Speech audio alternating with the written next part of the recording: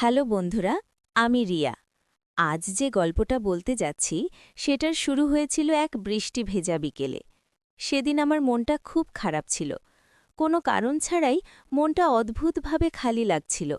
আমি হেঁটে হেঁটে ঢুকে পড়লাম একটা ছোট্ট বইয়ের দোকানে। আমি একটা বই খুঁজছিলাম। হঠাৎ ওপরের তাক থেকে একটা বই নামাতে গিয়ে হাত ফসকে পড়ে গেল। ঠিক তখনই পাশ থেকে একটা হাত এগিয়ে এলো। সে বইটা তুলে দিয়ে বলল, এই বইটা খুব ভালো, পড়ে দেখবেন। আমি একটু অবাক হয়ে তাকালাম। একটা মিষ্টি হাসি আর খুব শান্ত চোখ।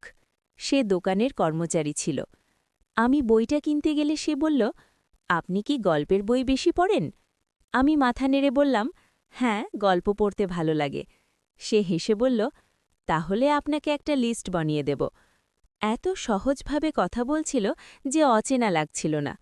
দোকান থেকে বের হয়ে বুঝলাম, আজ শুধু একটা বই নয়, একটা নতুন গল্পও শুরু হয়ে গেল। আর আমার মনে হচ্ছিল আমি আবার ওই দোকানে যাব, হয়তো বইয়ের জন্য, হয়তো অন্য কারো জন্য।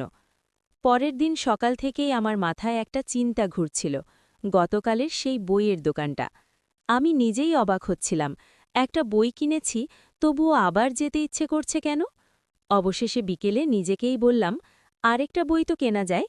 দোকানে ঢুকতেই সে টাকিয়ে হেসে বলল, আপনি আবার এসেছেন? আমি লজ্জা পেয়ে বললাম, হ্যাঁ, বইটা ভালো লাগছিল, তাই আরেকটা নিতে এলাম।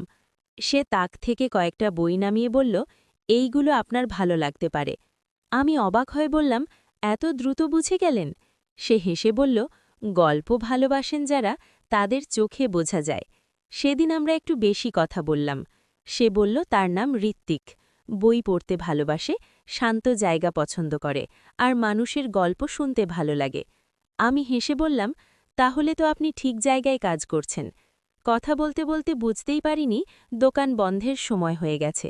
সে বলল, আপনার সাথে কথা বলতে ভালো লাগে। এই ছোট্ট কথাটা শুনে আমার মনটা অদ্ভুতভাবে হালকা হয়ে গেল।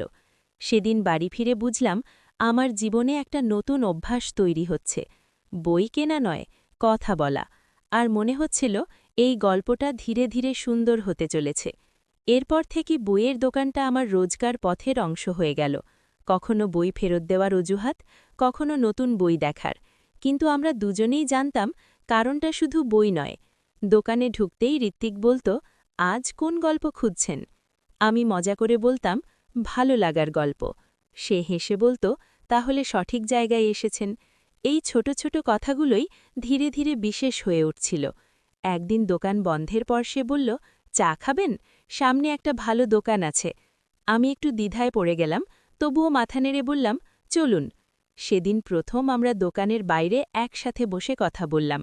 চায়ের কাপ থেকে ধোঁয়া উঠছিল, আর সময় যেন খুব ধীরে চলছিল। ঋত্বিক বলল, আপনি আসার পর দোকানটা আর একঘেয়ে লাগে না। আমি হাসলাম, কিন্তু মনে হচ্ছিল এই কথাটা খুব গভীর। আমি বললাম, আমারও দিনগুলো এখন একটু ভালো লাগে, নতুন অনুভূতি। বাড়ি ফিরে বুঝলাম, আমি শুধু বই পড়ছি না, আমি নতুন একটা গল্পের ভেতরে ঢুকে পড়ছি। আর এই গল্পটা আমার নিজের। সেদিন বিকেলে দোকানে গিয়েছিলাম বই ফেরত দিতে। কথা বলতে বলতে কখন যে সময় কেটে গেল বুঝতেই পারিনি। দোকান বন্ধ করার সময় ঋত্বিক বলল, আজ খুব ক্লান্ত লাগছে, সারাদিন দাঁড়িয়েছিলাম। হঠাৎ করেই আমার মুখ থেকে বেরিয়ে গেল, চলুন না, আমাদের বাড়িতে চা খেয়ে যান। কথাটা বলেই নিজেই একটু চুপ হয়ে গেলাম। সে অবাক হয়ে বলল, সত্যি? অসুবিধা হবে না তো? আমি হেসে বললাম, না, বরং ভালোই লাগবে। প্রথমবার আমাদের বাড়িদের ঢোকার সময় আমার হৃদয়টা খুব দ্রুত ধড়ফড় করছিল। মনে হচ্ছিল এটা একটা বিশেষ মুহূর্ত। আমি বললাম, আপনি বসুন, আমি চা বানিয়ে আনছি। রান্নাঘরে গিয়ে চা বানাতে বানাতে অদ্ভুত এক আনন্দ হচ্ছিল, কারণ প্রথমবার আমি তাকে নিজের বাড়িতে এনেছি। আমি ট্রেতে করে চা নিয়ে এলাম। সে কাপটা হাতে নিয়ে বলল, নিজের হাতে বানিয়েছেন? আমি মাথা নাড়লাম। সে চুমুক দিয়ে বলল, দারুণ হয়েছে। এই ছোট্ট প্রশংসাটাই আমার মুখে হাসি এনে দিল। আমরা বসে অনেকক্ষণ গল্প করলাম, বই, জীবন, ছোট ছোট স্মৃতি, সব নিয়ে। বিদায় নেবার আগে সে বলল, আজকের দিনটা মনে থাকবে। আমি দরজায় দাঁড়িয়ে হাসলাম, কারণ আমি জানতাম আজ আমাদের গল্পের নতুন একটা মানুষ পেলাম। ঋত্বিক সেই দিন বাড়ি থেকে চলে যাওয়ার পর বুঝলাম আমার ঘরটা যেন একটু ফাঁকা লাগছে। সেই এক কাপ চা, সেই বিকেলের গল্প, সবকিছু বারবার মনে পড়ছিল। এরপর থেকে মাঝে মাঝেই আমি তাকে বলতাম, আজ একটু আসবেন, নতুন একটা বই নিয়ে কথা বলবো। সে কখনো না বলতো না। কখনো বিকেলে, কখনো সন্ধ্যায় সে আমাদের বাড়িতে আসতে শুরু করল। আমরা বসে চা খেতাম, গল্প করতাম। কখনো আমি রান্না করে খাওয়াতাম, কখনো সে নতুন বই এনে দিত।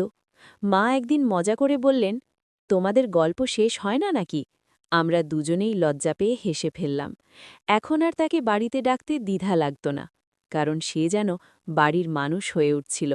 আমাদের কথাগুলোও বদলে যাচ্ছিল, আরও গভীর, আরও ব্যক্তিগত।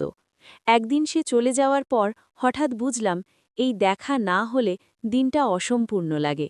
হয়তো এইভাবেই কেউ একজন ধীরে ধীরে জীবনের গুরুত্বপূর্ণ মানুষ হয়ে ওঠে। সেদিন সন্ধ্যায় হঠাৎ প্রচণ্ড বৃষ্টি শুরু হলো। এতটাই বৃষ্টি যে রাস্তা প্রায় ফাঁকা হয়ে গেল। ঋত্বিক তখন আমাদের বাড়িতেই ছিল। আমি বললাম, এখন বেরোলে পুরো ভিজে যাবেন, আজ থাকুন না। সে একটু ইতস্তত করে বলল, আপনাদের অসুবিধা হবে না তো? মা হাসতে হাসতে বললেন, এত বৃষ্টিতে কেউ কাউকে বের করে দেয় নাকি? এভাবেই প্রথমবার সে আমাদের বাড়িতে রাতটা থাকল। রাত গভীর হয়ে গেছে, সবাই ঘুমিয়ে পড়েছে। আমরা দুজন বারান্দায় বসে গল্প করছিলাম। চারদিকে নীরবতা, শুধু বৃষ্টির শব্দ। সে বলল, তোমার সাথে কথা বললে সময় থেমে যায়। আমি হেসে বললাম, আমারও তাই মনে হয়। সেদিন আমরা নিজেদের অনেক কথা বললাম, শৈশব, স্বপ্ন, ভয়, ভবিষ্যৎ। এতদিনে প্রথমবার মনে হল আমরা একে অপরকে সত্যি সত্যি চিনতে শুরু করেছি। সেই অনুভূতি। রাতটা যেন খুব দ্রুত শেষ হয়ে যাচ্ছিল। আমরা দুজনেই চাইছিলাম এই গল্পটা যেন আরেকটু দীর্ঘ হয়। সেদিন বুঝলাম কিছু কিছু রাত থাকে যেগুলো মনে সারা জীবন থেকে যায়। রাত অনেক হয়ে গিয়েছিল, বৃষ্টি তখনও থামেনি। মা বললেন, ঘর তো কম, তোমরা ড্রয়িং রুমেই শুয়ে পড়ো। আমি একটু অপ্রস্তুত হয়ে গেলাম। ঋত্বিকও হালকা হেসে মাথা নাড়ল। ড্রয়িং রুমে দুটি আলাদা বিছানা করা হলো, একটা জানালার পাশে, আরেকটা একটু দূরে। ঘরের আলো নিভে গেল, শুধু জানালা দিয়ে বৃষ্টির আলো আর শব্দ আসছিল। আমরা দুজনেই শুয়েছিলাম, কিন্তু ঘুম আসছিল না। নীরবতার মাঝে সে ধীরে বলল, ঘুমিয়ে পড়েছ? আমি বললাম, না। তোমার? সে হেসে বলল, না। তারপর শুরু হলো ফিসফিস করে কথা বলা। রাতের নীরবতা যেন আমাদের গল্প শুনছিল। আমরা একে অপরের অনুভূতির কাছে এলাম, নিজেদের স্বপ্নের কথা বললাম, ভবিষ্যতের কথা বললাম, আর এই মুহূর্তটার কথা বললাম। দূরত্ব ছিল খুব সামান্য, কিন্তু সেই দূরত্বেই ছিল লাজুক এক অনুভূতি। ঘুমিয়ে পড়ার আগে আমার মনে হচ্ছিল জীবনের কিছু মুহূর্ত খুব সাধারণ দেখালেও ভেতরে ভেতরে খুব বিশেষ হয়ে থাকে। এই রাতটাও তেমনই। সেই রাতের পর আমাদের সম্পর্কটা যেন আর আগের জায়গায় থাকল না। আমরা বুঝতে পারলাম এই গল্পটা শুধু ভালো লাগার না, এটা ধীরে ধীরে জীবনের অংশ হয়ে উঠছে।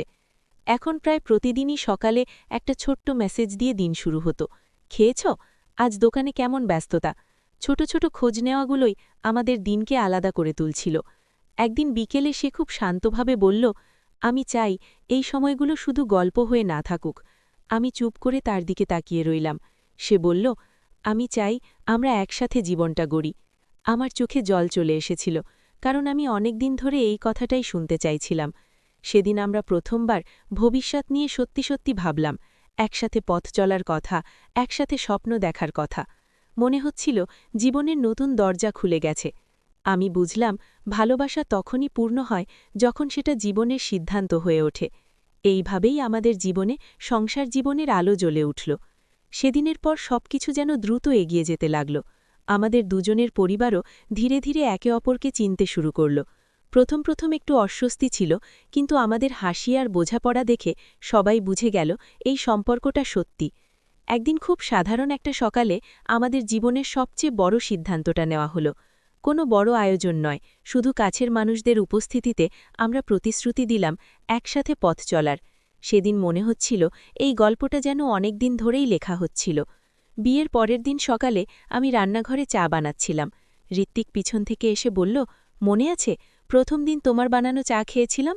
আমি হেসে বললাম, হ্যাঁ। সেদিন থেকেই তো শুরু। সে বলল, আজও সেই স্বাদই আছে। আমি বুঝলাম ভালোবাসা বড় বড় মুহূর্তে না, ভালোবাসা থাকে প্রতিদিনের ছোট ছোট অভ্যাসে। একসাথে চা খাওয়া, একসাথে গল্প করা, একসাথে দিন শুরু করা। আমাদের গল্পটা শেষ হলো না, বরং শুরু হলো নতুনভাবে। একটা বইয়ের দোকানে হঠাৎ দেখা থেকে একটা নতুন সংসারের গল্প। তো বন্ধুরা, ভিডিওটি ভালো লাগলে কমেন্টে জানাবেন। এই রকম ভালোবাসার গল্প শুনতে চাইলে চ্যানেলটি সাবস্ক্রাইব করুন এবং পাশে থাকুন। আর আপনার বেল আইকনটা বাজিয়ে রাখুন, যাতে নতুন ভিডিও আপলোড করা মাত্র আপনারা দেখতে পান।